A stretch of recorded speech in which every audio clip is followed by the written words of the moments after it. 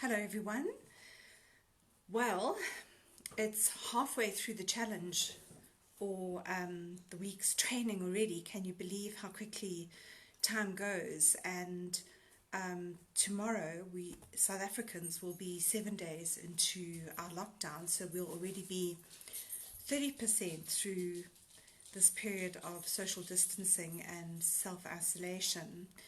And I just want to take a moment at the start of today's video just to pay respect to everybody who is on the front line of fighting the coronavirus. The essential workers, people who have been directly affected by the virus.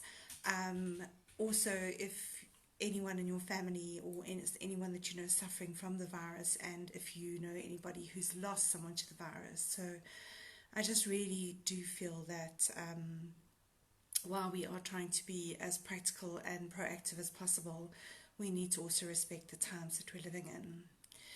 So yesterday we had quite a lovely, active and engaged group, and it was, hi Claire, it was great fun to see everybody online. One of the people who joined us was Alex, and I know that Alex and I are we sit on different sides of the fence as far as being specific and kind of niching down on your message is concerned. And thank you, Michelle, for coming up with smart goals, just to kind of shift the conversation away from results and reframing it at looking at what are the measurable things that we commonly help our clients to achieve. And if we can identify any kind of a pattern in that, where we could say that these are areas where we particularly get good results and particularly are good at in terms of how we work with our clients. And I do believe that the way that we stand out in a very crowded space, the coaching market is very crowded and commoditized, is to be able to showcase our areas of expertise and experience. Hi Dave. Our areas of experience and expertise in terms of where we are able to deliver outstanding work. And I wanted to use my cousin as an example to illustrate what I'm talking about here. So she is now a medical professor. She is associated with one of our top universities in South Africa and is one of their most widely published, or she publishes so prolifically that she's one of the professors who has published the most number of papers. And she first trained as a medical doctor, an ordinary standard GP, and then she decided, once she'd done her practical training, she decided that she didn't want to be a generalist, but she wanted to specialize in cardiology. So she went back and became a cardiologist, specialist physician. At the time that she was studying, she also had a really great business mentor, and in partnership with him and somebody else, they opened a clinical drug trial laboratory, which subsequently became the largest independent clinical drug trial laboratory in the Southern Hemisphere and in South Africa. And initially, they specialized in running clinical drug trials on cardiology-related drugs, but over time expanded to run clinical drug trials for clinical drug companies, and are even now going to expand their offering even further with the new medical legislation to do clinical drug trials on alternative medicines.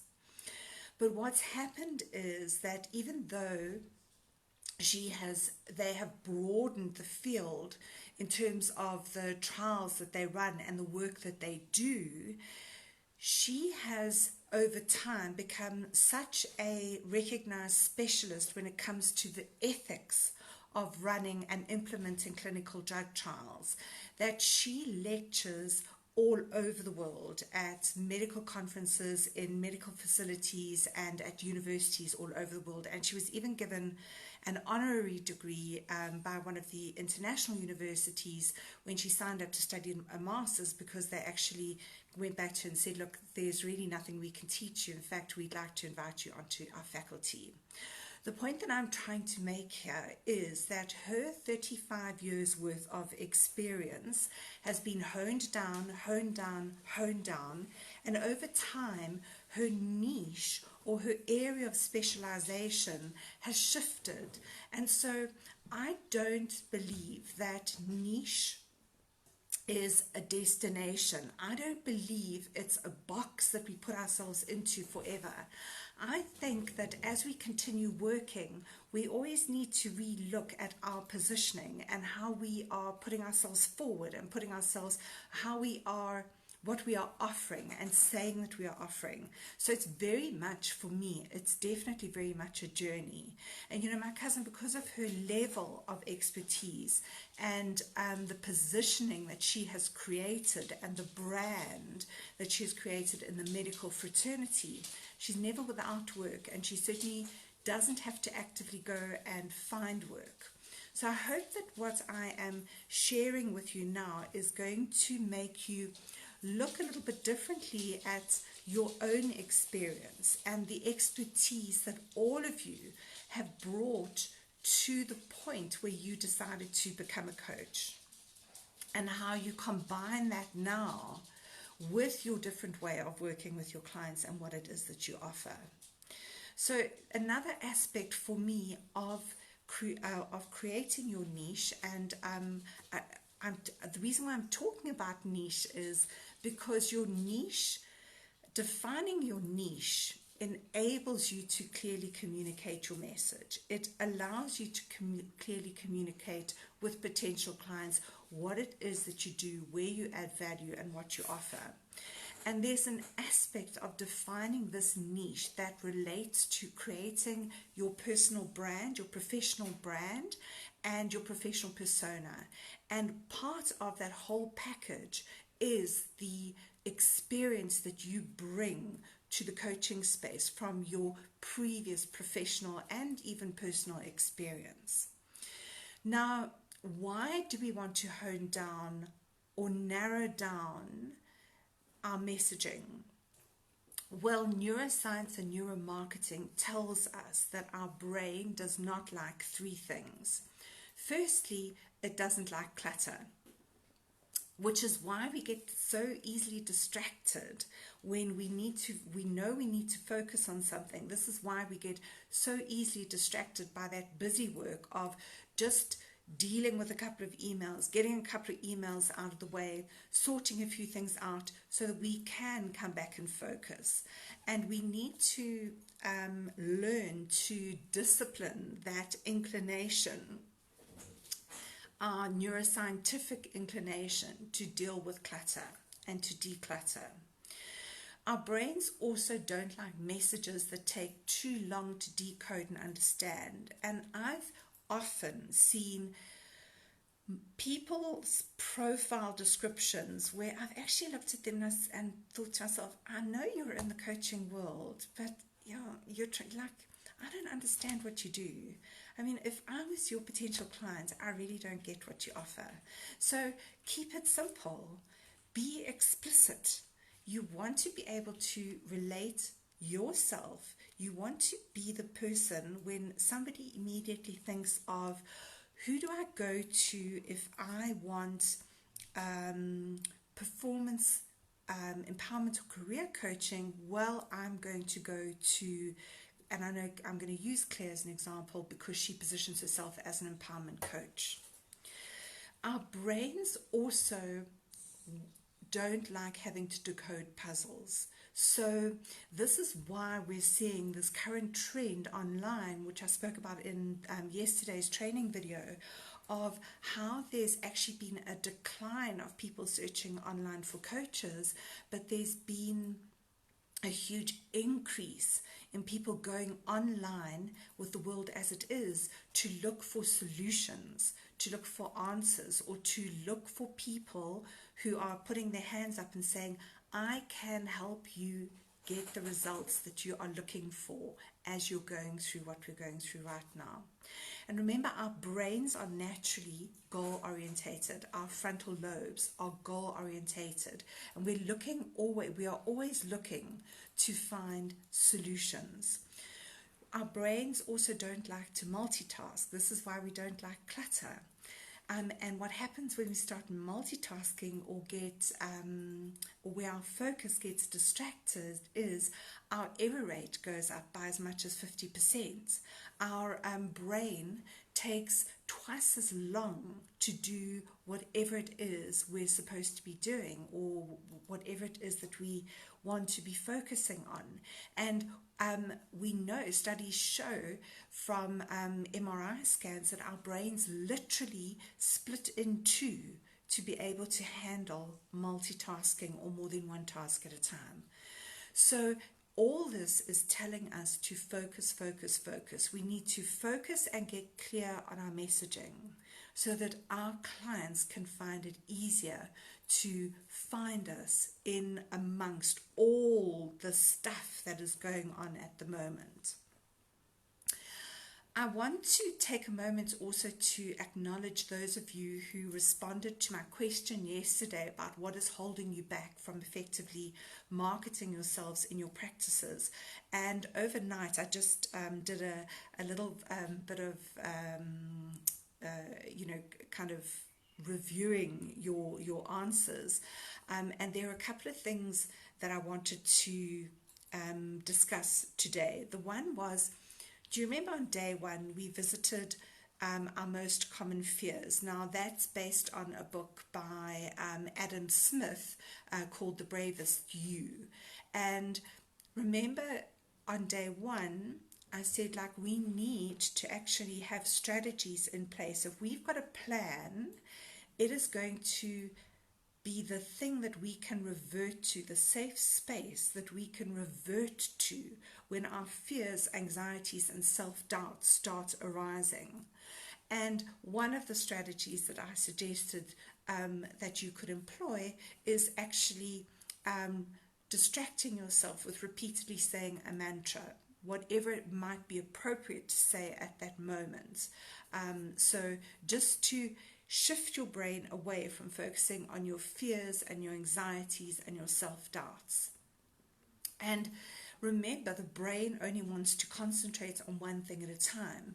So if you're specific in your messaging, wouldn't it be amazing if the message that you are continually putting out on social media or wherever it is that you choose into the public space happens to be the answer to what one of your potential clients is currently searching for and what they are needing in order to distract themselves from the fears, anxieties, and self-doubt that they're currently experiencing, and certainly the concerns that they might be having about the world that they may be going back into. I think it was Monica and Alison made comments that kind of relate to feeling imposter syndrome, feeling like an imposter. What happens if people don't believe in you or believe that you've got the ability to do the work that you're doing? And there are 3 books that I want to recommend. So the one is a book by a woman called Valerie Young, which is called The Secret Thoughts of Successful Women. And her research has shown her that the successful people that she has worked with over time are also beset by this inner critic, this imposter syndrome, and these feelings of self-doubt. And the nice thing about her book is that she actually gives a lot of really practical exercises to help you deal with imposter syndrome. There's another book called Playing Big by Tara Mohr. So her surname is spelled M-O-H-R. And this book focuses on dealing with your inner critic. It's a fabulous read. And then I'd also like to encourage you to look at Dr. Amy Cuddy. So she's written a book called presence, and she's also given quite a popular, I think it's one of the most popular TED Talks of all time, on the power pose, and how when you are feeling like an imposter, or like you don't belong or don't have the right to be there, if you adopt this power pose, that it changes the chemistry in your brain as well as in your body. So those are just a couple of suggestions that I wanted to put to you. There was also a comment from Belinda about how to stand out online, and with the online space is incredibly cluttered. I've seen just this morning people are complaining about how slow their internet connection is, how they're getting dropped, that they are unable to connect to the internet. But what I do want to remind you about is our brains are wired to look for novelty. We are continually scanning the horizon, and I think I read somewhere that something like 50% of our entire brain is devoted directly or indirectly to our sense of sight. So whether it's processing what we are seeing, whether it is actually seeing what we are seeing, 50% of our brain is devoted to that one sense. So we are always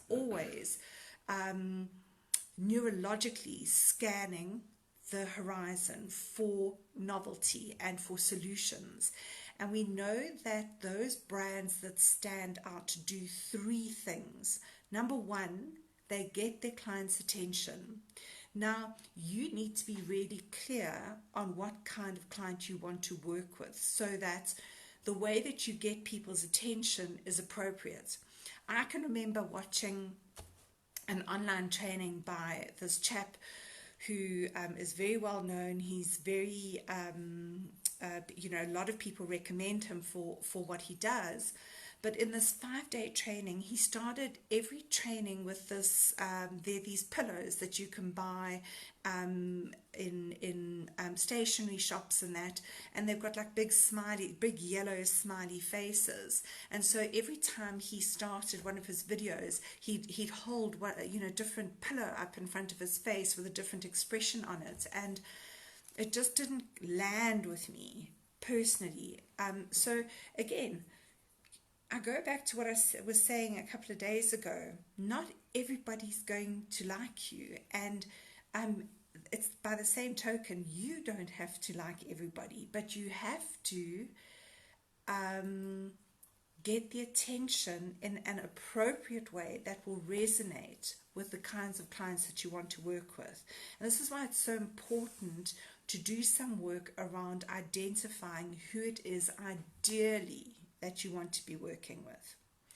The other thing about brands that are sustainable and that stand out is that they become memorable. So, and we all know that the best way to become memorable is to show up consistently, show up regularly. So if there's nothing else that you get out of today, I do want you to get the whole thing about the more consistently, the more regularly, and the more visibly you show up, the better your chances are of standing out from the crowd and becoming that person that your ideal client identifies and pays attention to. But finally, the most successful brands emotionally engage their clients. And this is where it's sometimes special to it kind of share a little bit of your own personal self and your own personal journey, how you got to the stage that you got to. And I've spoken every day about how there is vulnerability in visibility. But what you are doing is you are showing people that you are relatable, that you are a human being, that you're not this kind of expert powerhouse who has the answers to everything, because none of us hold all of the answers. But you are going to show up with the best knowledge that you have at that particular point in time, and work with your client in the best way that you know how at that point in time. And just as the example that I gave with my cousin, that best point in time, it's going to shift. It's a journey. So yesterday we spoke about identifying and mobilizing your assets, and I want to ask you today, and it would be nice, I just want to check and see if there are any comments. I can only see 2 so far, but I have a question for you. How do you feel about writing emails, just as a general practice? Are you comfortable sending emails to people? Are you comfortable responding to emails? Do you find the thought of writing emails intimidating? How do you feel about writing emails? Now, if you're anything like me, my answer to that question is, well, I don't really have a problem with writing emails. I don't have a problem initiating a conversation with someone via email. I don't have a problem responding to emails from other people. Email's not really an issue for me. And when I was encouraging you to look at all the work that you've done over the years to identify and mobilize your assets, thanks, Claire. So you feel very comfortable sending and responding to emails. Now, those of you who are watching this live training that I'm putting on every day might think, that's like not for me. It's not something I would feel comfortable doing right now. I'd really have to get to a particular stage in my life and experience before I would feel comfortable doing a 5-day online live training. You might find the thought of this really, really intimidating. Thanks, Alexa. Comfortable sending and responding to emails. So what if I said to you, could you create your own 5-day free email training that you could send out to people? And let me just unpack a little bit how this could work as a business asset. So in your Facebook profile or in your LinkedIn profile, if you just put in a quick call to action to say, if you would like to get my free 5-day training on how to massage your feet properly, I'm just pulling a random topic out of the air, drop me a direct message with your email address, and you then put that person onto your email list and you start sending them 5 days worth of emails. I'm sure that's something all of you could manage quite easily. You'd be able to write those emails on a topic that you're really good at. You'd be able to craft the emails. You'd be able to craft some kind of a successive journey. It could be around, so Alison is doing a training at the moment on resilience. Couldn't remember it yesterday, but she could develop 5 different emails around the topic of resilience, where you encourage the recipient to do some kind of a practical exercise.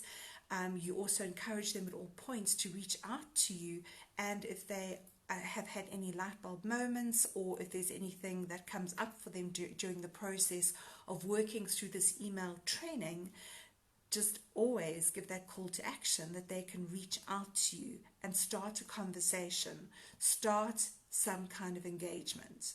So that is a more advanced kind of marketing tactic that at least 2 of you watching online today, I think, would be able to implement really comfortably, really quickly, and really easily.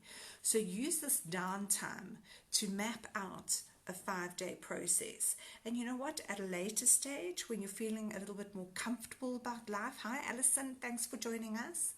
When you're feeling a little bit more comfortable about life online and in social media, you could take the content that you've already created and then translate that into something like a video training or a live challenge. So I wanted to put that to you as a suggestion because I think it is something that all of us can actually manage to get our minds around. Your number one rule needs to be to include a call to action. So contact me, get hold of me for a free chemistry session, get hold of me for, when people get to the end of your 5-day email series, tell them in that email that they can now contact you for a free 30-minute strategy session where you will discuss what their experience has been in the email series and give them maybe 3 tips that they can implement to take their own personal learning and development journey further. Another call to action is to get them to sign up for free training. I've also seen some other really, really awesome examples happening because we're in lockdown and people are having to social distance. So I've got a friend who is a very, very advanced and highly qualified biodanza and movement practitioner. He is also a lecturer at Wits University, and Christos has, during lockdown, Alison, you can go back to that video and edit it and put in that call to action. You've got to have a call to action. But I'm great, Alexa and Claire, that you both think this is a very practical suggestion. Anyway, my friend Christos, he's running Zoom calls, 21 days worth of free guided movement classes. Now, this is something that he's an excellent, hi Michelle, this is something that he is an expert in. He is comfortable doing this kind of work. In the Zoom classes, he's going to mute everybody. So, it's still just going to be him doing what he would normally do for himself every day as guided movement, just to center himself. He's just going to be doing it in front of his laptop every day and sharing it with other people. There's some other coaches in the coaching community who have developed an emotional freedom practice, and they send out a WhatsApp invitation to everybody that they know who might be interested in this every single week without fail. I get a WhatsApp invitation to a free Zoom session where they will do a guided emotional freedom practice. I'll tell you the truth, I haven't joined them yet, but guess what? During shutdown, Thursday, I know that I'm going to get my invitation, and actually I've set the time aside to join them for the very first time. So there again, your asset is your contacts list in your phone, your WhatsApp list that you can send invitations to people, to calls to action, to join you in things that you do. Now, Alison, I'm glad that you are on because so Alison is committed to journaling daily. Claire, I know that you are a huge, you call yourself a journaling ambassador. And what Alison is doing at the moment on her Instagram account is she's got a journaling pack of cards, journaling prompts, and every morning you can join her when she pulls 3 journaling prompts from the pack of cards, and you can pick one of those prompts and just write on it for 5 minutes.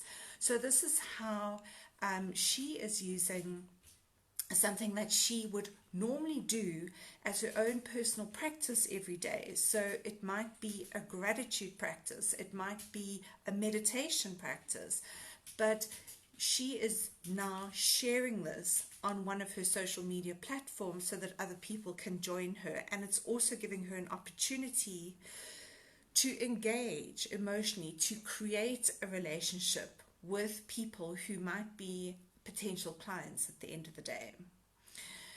So I want to get more specific about today's topic, which is mapping your marketing. And there are 4 rules or 4 standards that you need to kind of put your content through and see if it ticks at least 3 of these 4. So I call it the 4 E's of content marketing. So does it entertain? Does it educate? Does it engage with my audience? And by engagement, I also want to include that all-important call to action. That needs to be your fundamental rule. If you have nothing else in your content, you need to have a call to action. And your final E is, does it create an experience? Does it give your client some kind of experience of working, what it would be like to work with you, your potential clients? So those are your 4 E's that you need to hold every piece of content up against, and you need to tick at least 3 of them. So as a social media content strategist, I work with 4 different types of what we call content buckets. So the first one is your value bucket. So that's something similar to what I'm doing now, where I'm doing a 5-day free training and I am giving free value for 5 days. The attitude that you want to adopt with regards to giving away free content is, firstly, you're serving your clients and potential clients. But secondly, you are using this to build assets for your business. So whether it's a video, whether it's an article, whether it's a post on social media, always keep in mind the fact that this is a potential asset. It's something that you could take a quote out of and create, just a meme that you could then post the following day, referring them back to the article that you posted the previous day. But it's an asset. Keep a record of what you put out on social media, because we never know when Facebook or one of the social media platforms could lose all of the content that we have ever posted. And if you have decided to focus on Facebook or LinkedIn, there is a place in your profile settings where you can regularly go and download everything that you have posted, just so that you have a record of these assets that you've created over time. The second bucket is your personal or behind the scenes bucket. So this would be perhaps sharing things like, those of you who follow my profile online know that I love taking my dogs for a walk in the forest every day. So I often describe myself as a dog-loving, tree-hugging, marketing and branding coach, marketing business coach. And my dogs are very, very much a part of my brand. You'll often hear them barking in the background when I've done videos. In fact, now if you listen carefully, you can hear one of them walking around on our wooden floor. But share behind the scenes. Make yourself a little bit more multi-dimensional than just this, polished professional person who shows up online. We want our clients to be able to emotionally engage with who we are as people, to really get to know who we are, and most important, if they're potential clients, to help them build a personal relationship with us. And I can't tell you how often people who have come to me as clients have told me that they have followed me for quite a while online and on social media. They've read the articles that I post on my blog, and over time they have felt a connection build with me. They have felt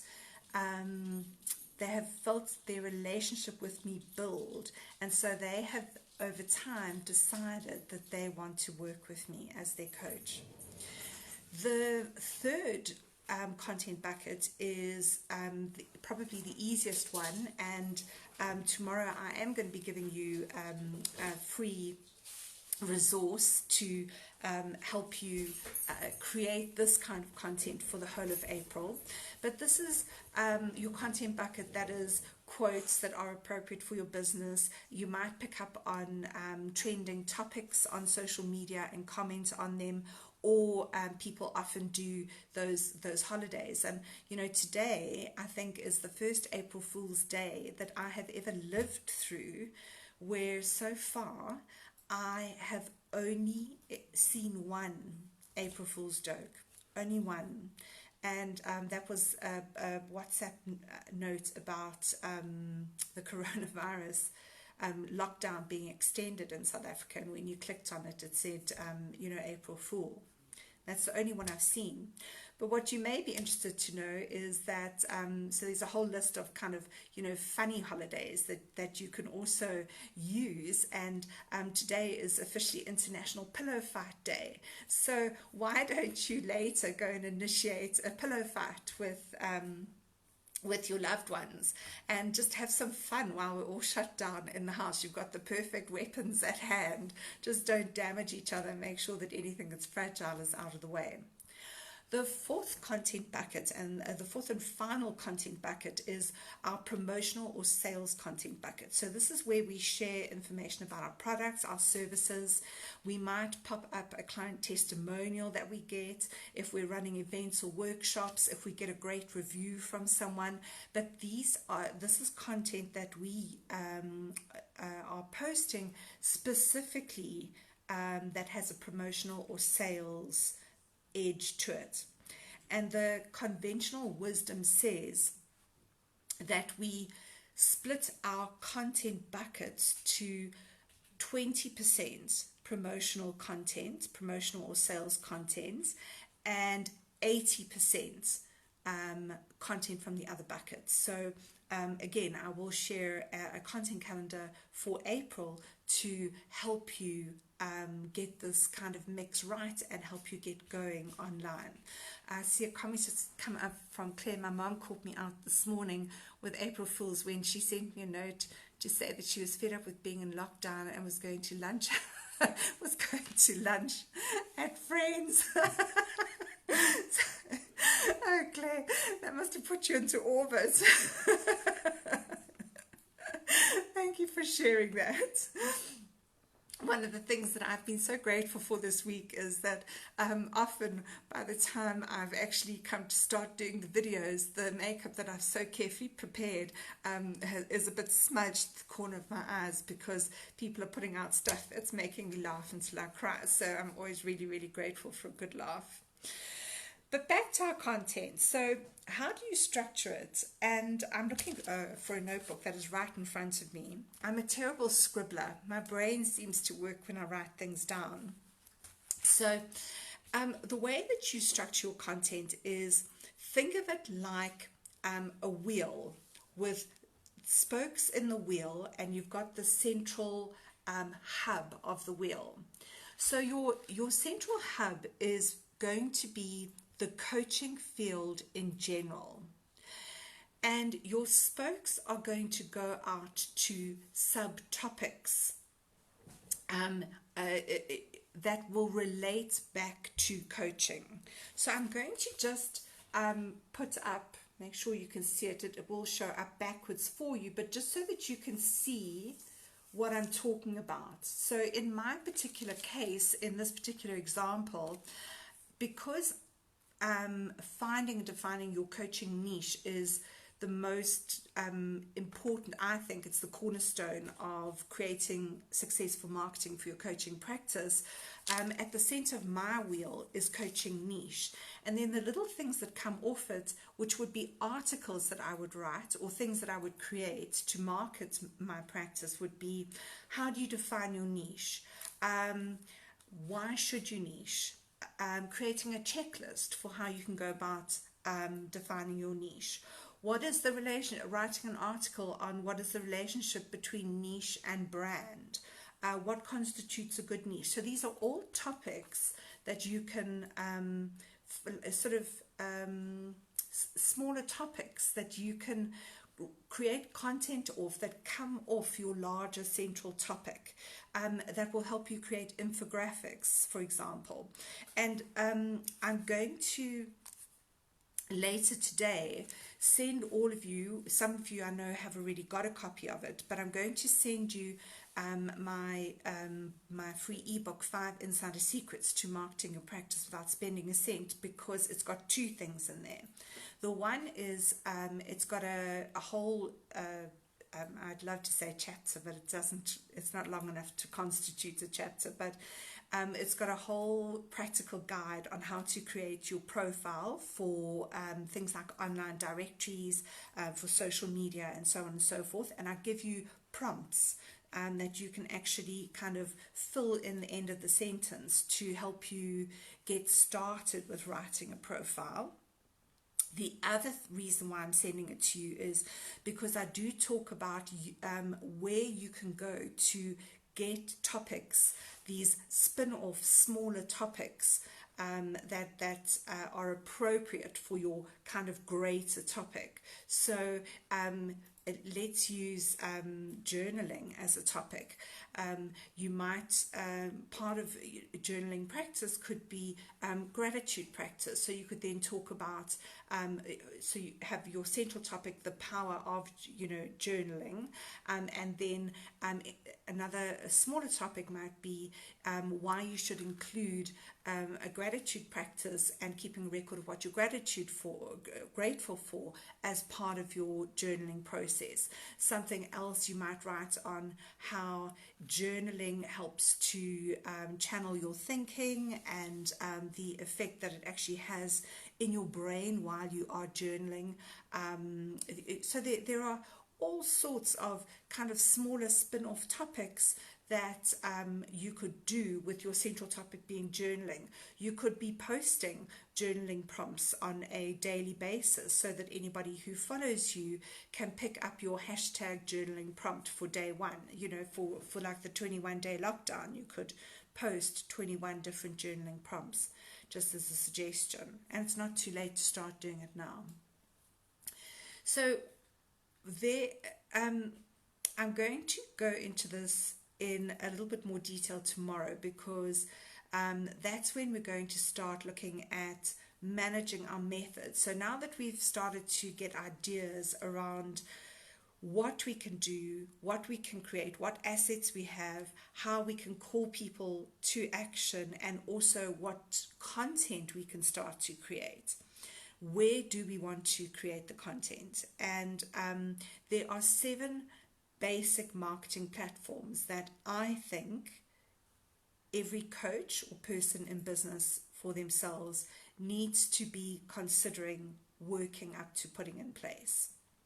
So the first one is your profiles in online directories, and that's why I'm going to send you 5 insider secrets with my directory, with my the prompts to create your online profile. The second thing that you really need to consider having in place is a website blog combo, and in the absence of that, having a lead page or sales page that showcases your products or services. The third thing is we need to be on Facebook. Facebook has got, I can't remember the figures of how many billion users are on Facebook, and there's something like only 90% of people using Facebook are actually actively using Facebook to market themselves or to promote their businesses, whereas, not 90%, 10% of people are only using Facebook actively to market themselves and their businesses, and the other 90% are people who are just kind of lurking and trawling on Facebook, but they are all your potential clients. Billions of people in one place. I mean, you just can't ask for anything better.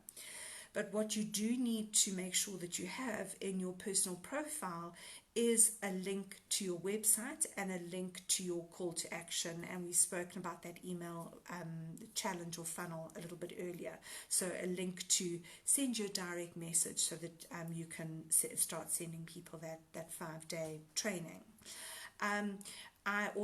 We as coaches, we do have to have a LinkedIn profile. There was some research done last year, and one of the questions that was asked of coaching clients was, where do you go to find your coaches?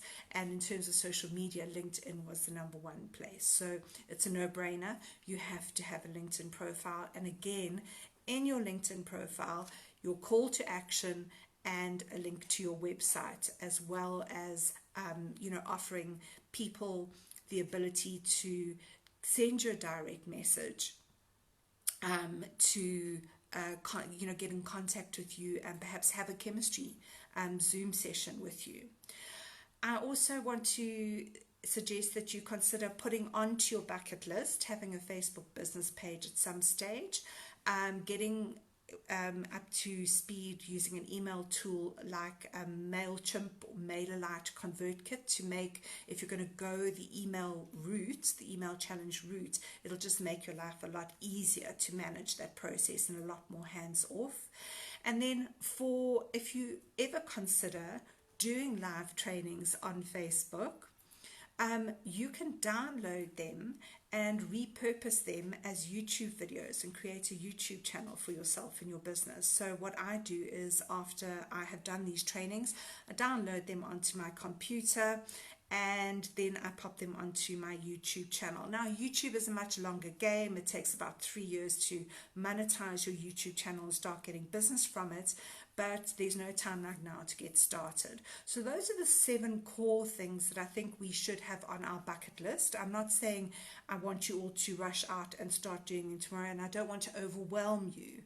And I have listed them in the order of what I think should be your priority. I see there've just been some comments coming up. So Claire says, loving the image of the wheel and the ideas and suggestions that I'm sharing.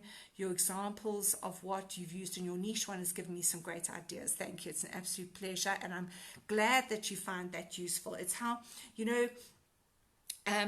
the way that you also may want to use this, and I'm going to speak about you, Claire, specifically because I know you so well, is the services that you offer are, you've got your coaching, you do public speaking and workshops, and you've also got your children's journals, and I know that you're busy working on printed adult journals.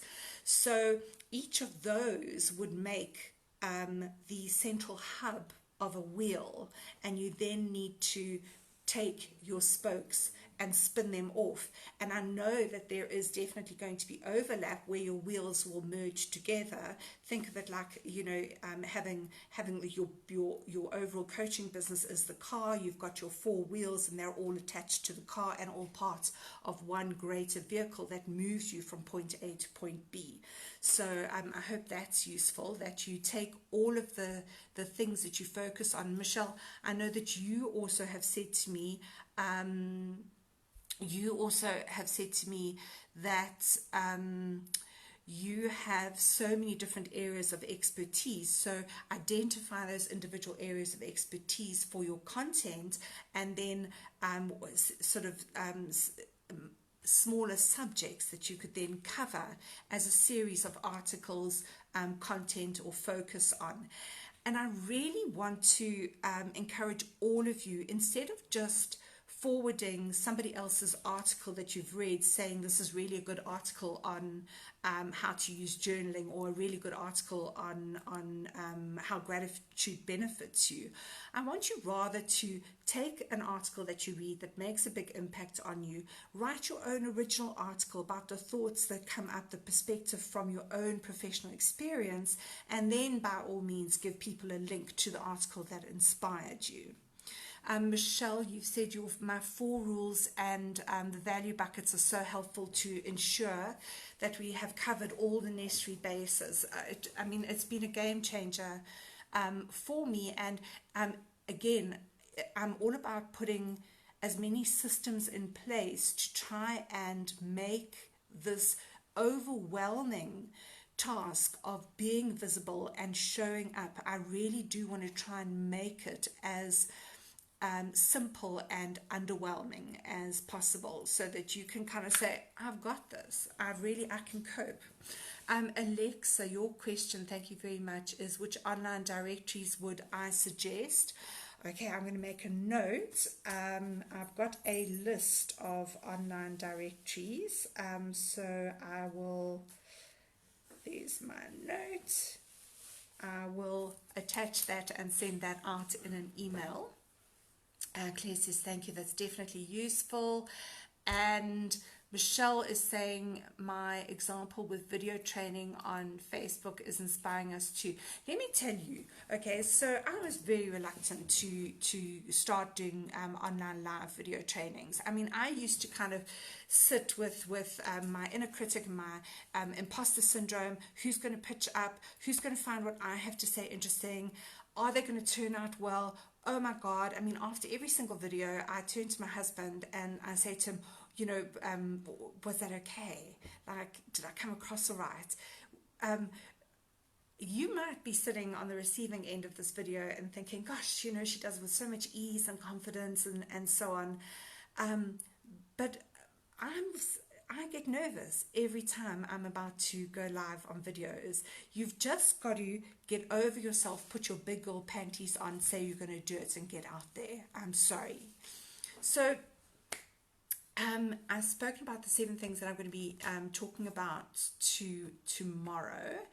Then there are another 4 things or 4 additional tools that I want you guys to also start letting permeate through your brain. So the one is about creating a series of email funnels. So if people sign up to your to receive your emails, you want to have a welcome funnel. So that might be the 5-day challenge that I spoke about. You also might want to consider having a client onboarding email funnel. So when you get a new client, they get a series of welcome emails to just really build that connection between you and them, but also that might have your contract, your invoice, you know, so that everything is systematic and systematized. Consider some kind of a sales funnel, so encouraging having a series of emails that is going to eventually result in encouraging people to work with you. I've spoken about a lead magnet funnel, and we spoke about creating assets yesterday, like ebooks that could be a combination of a whole lot of articles that you've written in the past. It really is very quick and easy to take your existing articles along a particular theme and put them together into a Word document that you publish as a PDF, which then becomes your lead magnet.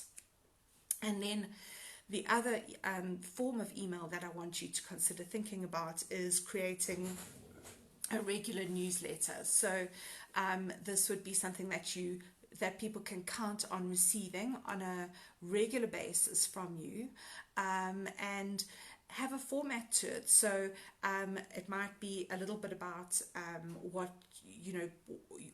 your topic or area of expertise is, and then at the end of it have a practical exercise that they can implement that day to just shift them one step further in their own professional development. So I've spoken of these 4 additional tools that I want you to consider. The first one is email funnels. I want you to also consider the prospect of adding to your bucket list, having landing pages.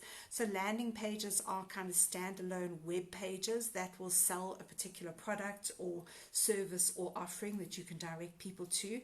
You can integrate them. I know I'm getting really advanced now, but you can integrate them into your website, but you can also use these in the absence of having a website. It's like a 1-page website, and it's much less intimidating to have to put together and create than having to put together an entire website. Also, to help you work smarter rather than harder, is look at there are social media automation tools. Now, I personally use Hootsuite just because I like it. I find it intuitive and easy to use, and it means that I can create stuff in advance and then schedule it to go out. There are other ones like called Planoly, Planoly. There's Tailwind, there's Buffer. I've used Buffer, I didn't really enjoy it, but there are so many different social media automation tools, and you can Google those, that you will, I promise you, find one that you will feel comfortable using. And then I also want you to consider using, there's an amazing tool called Canva, where you can start to create your own visual material that you send out. So if you have a look at my Facebook feeds, you'll see that I use a specific typeface all the time. I use particular colors.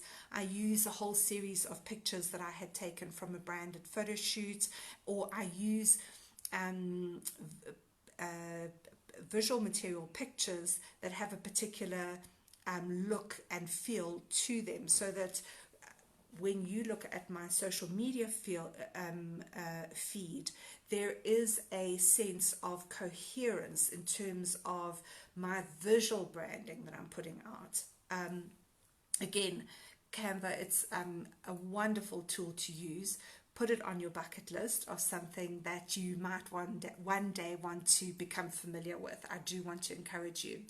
So just going back again to the exercises. Alison also loved the idea of the wheel. Great to have the information all on one page. Alexa, thank you. Alison, I love the idea of the wheel. Oh, so I'm just repeating what you were saying. Alison says funnels, and she's got a kind of crazy face. Yeah, but you start one funnel at a time. So again, here's from my personal experience, and I know it's getting close to 2 o'clock, so I'm going to wrap this up now. But from my personal experience, I started with nothing. I started with no email funnels, and I wrote my first email funnel. And now, as time has gone on, I have a whole series of material or email processes that I can just kind of copy and paste and tailor make to the occasion. So I want to encourage you to not think of you've got to do all of these things, but rather make a decision to say, what am I going to start with? Where am I going to make sure that I feel comfortable before I move on to the next thing? Have this list of things that you eventually want to get to, but I want you to identify a starting point. So your exercise for today is to create your own content wheel or wheels, and take a photograph of them and upload them into the group so that we can see what you've done. Claire has posted, I like Hootsuite too. I do my Facebook scheduling via Facebook, and then Twitter, Instagram, and LinkedIn. Okay, so you use Facebook's built-in scheduling to schedule your Facebook posts, and then you've got your Twitter, Instagram, and LinkedIn accounts that you run via Hootsuite, so that you can kind of sit at the beginning of the week and schedule your content to go out for the whole of the week. So that's your secret to your success in terms of your high level of visibility. You love Canva, and there are great presentation templates. I don't know whether if you're referring to Canva, but Canva is fabulous. It really is an amazing tool to work. So tomorrow we are going to, don't forget your exercise for today is to create your content wheel, post it to the group. Tomorrow we are going to look at managing your messaging, and I will be giving you a free social media content calendar to follow during April, or just to inspire you during April. Don't forget that I am running a competition for the most engaged and active member of the group, who will win 12 weeks of one-on-one coaching with me on how to market your practice without spending a cent. And I am also opening up 5 spots on my coaching program, the one-on-one coaching program on how to market your practice without spending a cent. So I will send you more information on how, the workflow and how I work with you over those 12 weeks, if you're interested in doing the 12-week process with me. Thank you for joining me today. It's 1 minute to 2. Enjoy the rest of your afternoon, and I look forward to seeing you tomorrow, where we get back down to the practicalities of where and how you're going to be getting your message out there. Ciao for now. Thanks, everyone. Bye.